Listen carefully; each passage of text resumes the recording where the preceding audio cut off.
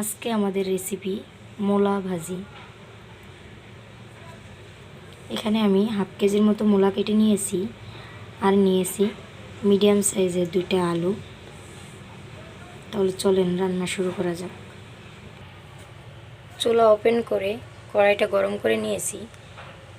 এর ভিতরে দিয়ে দেব সরিষার তেল। তেলটা গরম হওয়ার পরে কেটে রাখা 2টা পেঁয়াজ কুচি দিয়ে দেব।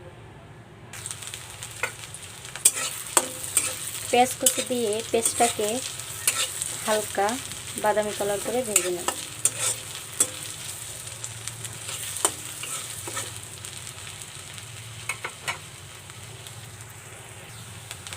পেঁয়াজটা ভাজা হয়ে গিয়েছে।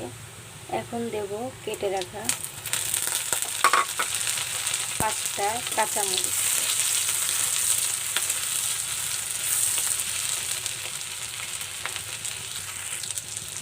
দিয়ে দেব কেটে রাখা আলু এবং মূলাটা দিয়ে নেড়ে নেব। নেড়ে নিয়েছি। এখন এটাকে ঢাকনা দিয়ে ঢেকে রান্না করতে দেব। ঢাকনা খুলে এটাকে নেড়ে দেব।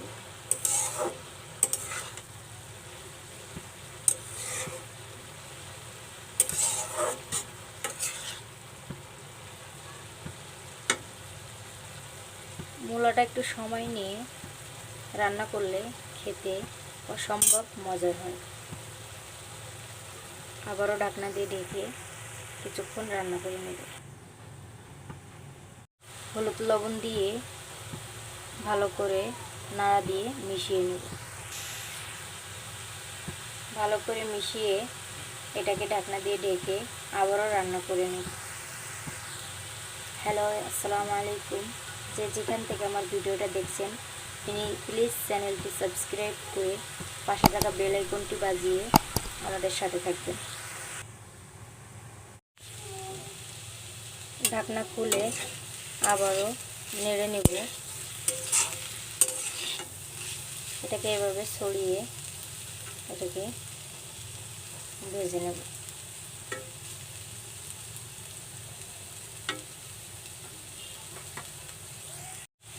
আবারও এটাকে নেড়ে মিশিয়ে নেব।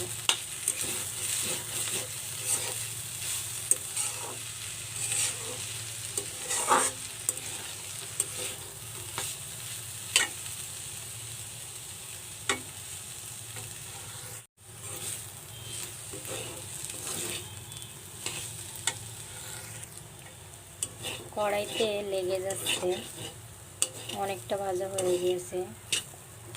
এই পর্যায়ে এসে অনবরত নাড়তে হবে, না হলে ভাজিটা পুড়ে যাবে।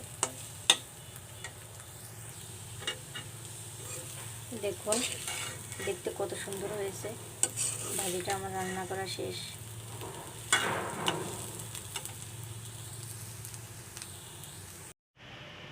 দেখেন দেখতে মাশাআল্লাহ অনেক সুন্দর হয়েছে, খেতেও অনেক মজার।